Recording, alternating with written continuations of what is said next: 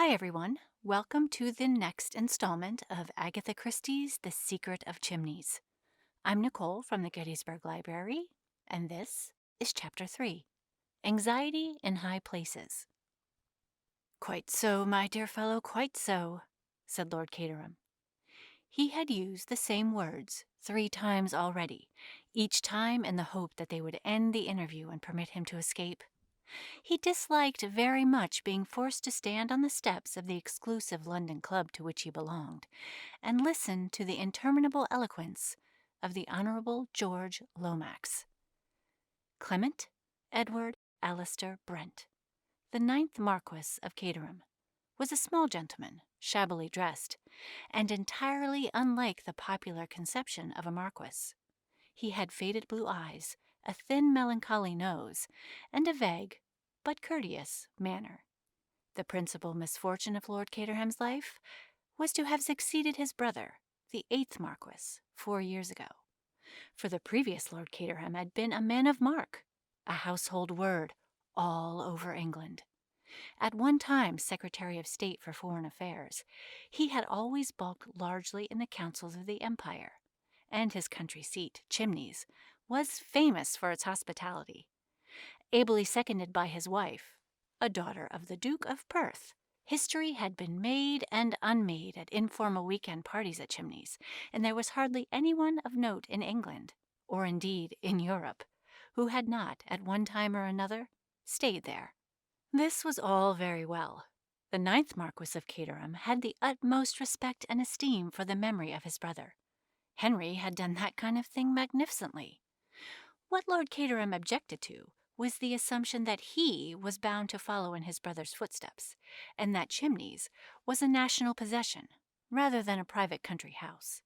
There was nothing that bored Lord Caterham more than politics, unless it was politicians. Hence his impatience under the continued eloquence of George Lomax.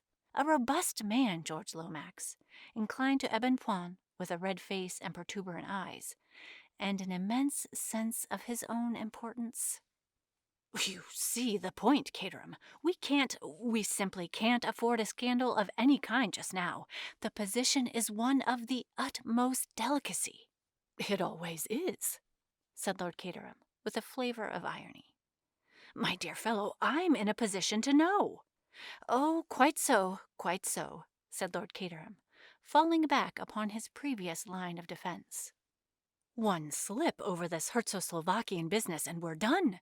It is most important that the oil concession should be granted to a British company. You must see that." Of course. Prince Michael Obolovich arrives the end of the week, and the whole thing can be carried through at Chimneys under the guise of a shooting party." "I was thinking of going abroad this week," said Lord Caterham. "Oh, nonsense, my dear Caterham. No one goes abroad in early October." "My doctor seems to think I'm in a rather bad way," said Lord Caterham, eyeing a taxi that was crawling past with longing eyes. He was quite unable to make a dash for liberty, however, since Lomax had the unpleasant habit of retaining a hold upon a person with whom he was engaged in serious conversation, doubtless the result of long experience. In this case, he had a firm grip of the lapel of Lord Caterham's coat. "My dear man, I put it to you imperially, in a moment of national crisis, such as is fast approaching." Lord Caterham wiggled uneasily. He felt suddenly that he would rather give any number of house parties than listen to George Lomax quoting from one of his own speeches. He knew by experience that Lomax was quite capable of going on for 20 minutes without a stop. "All right," he said hastily. "I'll do it. You'll arrange the whole thing, I suppose?" "My dear fellow, there's nothing to arrange. Chimneys, quite apart from its historic associations, is ideally situated. I shall be at the Abbey, less than 7 miles away. It wouldn't do, of course, for me to be actually a member of the house party." "Of course not," agreed Lord Caterham, who had no idea why it would not do, and was not interested to learn. "Perhaps you wouldn't mind having Bill Eversley, though. He'd be useful to run messages." "Delighted," said Lord Caterham, with a shade more animation. "Bill's quite a decent shot, and Bundle likes him." The shooting, of course, is not really important. It's only a pretext, as it were. Lord Caterham looked depressed again. That will be all, then.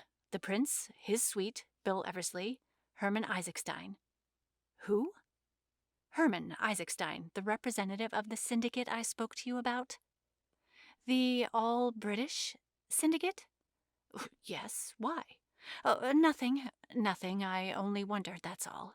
Curious names these people have. Then, of course, there ought to be one or two outsiders, just to give the thing a bona fide appearance. Lady Eileen could see to that. Young people, uncritical, and with no idea of politics. Bundle would attend to that all right, I'm sure. I wonder now. Lomax seemed struck by an idea. You remember the matter I was speaking about just now? You've been speaking about so many things. No, I mean this unfortunate contretemps. He lowered his voice to a mysterious whisper. The memoirs. Count Stilptich's memoirs? Oh, I think you're wrong about that, said Lord Caterham, suppressing a yawn. People like scandal. Damn it all, I read reminiscences myself, and enjoy 'em too. The point is not whether people will read them or not. They'll read them fast enough, but their publication at this juncture might ruin everything. Everything. The people of Czechoslovakia wish to restore the monarchy and are prepared to offer the crown to Prince Michael, who has the support and encouragement of His Majesty's government, and who is prepared to grant concessions to Mr. Ike Hermanstein and Company in return for the loan of $1 million or so to set him on the throne. And Caterham, implored Lomax in an agonized whisper. Discretion, I beg of you. Above all things, discretion. And the point is, continued Lord Caterham, with some relish, though he lowered his voice in obedience to the other's appeal, that some of Stilptich's reminiscences may upset the apple cart. Tyranny and misbehavior of the Obolovich family generally, eh? Questions asked in the House. Why replace the present broad-minded and democratic form of government by an obsolete tyranny? Policy dictated by the blood-sucking capitalists? Down with the government? That kind of thing, eh? Lomax nodded. And there might be worse still, he breathed.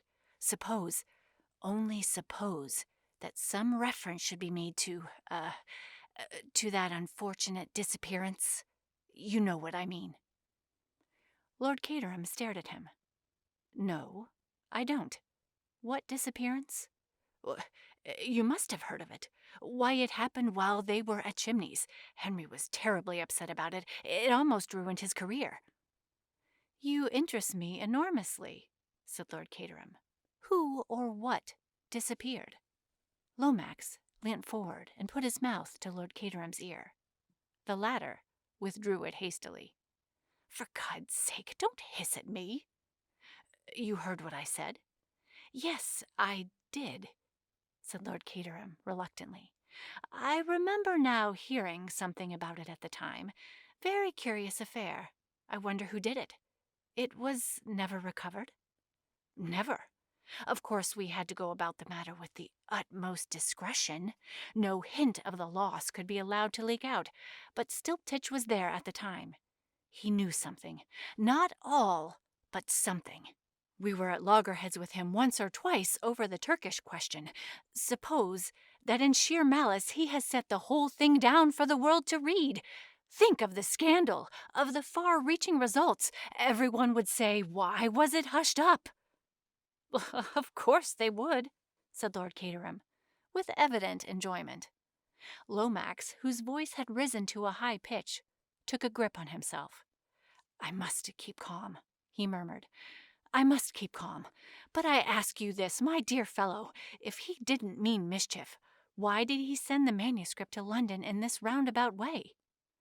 It's odd, certainly. You are sure of your facts? Absolutely. We had our agents in Paris. The memoirs were conveyed away secretly some weeks before his death. Yes, it looks as though there is something in it, said Lord Caterham, with the same relish he had displayed before. We have found out that they were sent to a man called Jimmy, or James, McGrath, a Canadian at present in Africa." "Well, quite an imperial affair, isn't it?" said Lord Caterham cheerily. "James McGrath is due to arrive by the Granarth Castle tomorrow, Thursday." "What are you going to do about it?" "We shall, of course, approach him at once, point out the possibly serious consequences, and beg him to defer publication of the memoirs for at least a month, and in any case, to permit them to be judiciously edited." "Well, supposing that he says no, sir, or 'I'll god darn well see you in hell first,' or something bright and breezy like that," suggested Lord Caterham.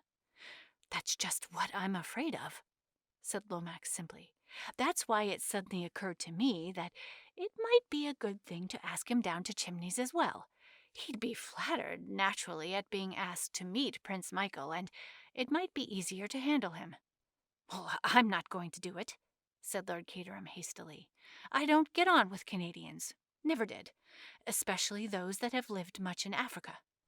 Oh, you'd probably find him a splendid fellow. A rough diamond, you know. No, Lomax, I put my foot down there absolutely. Somebody else has got to tackle him." "It has occurred to me," said Lomax, "that a woman might be very useful here. Told enough, and not too much, you understand.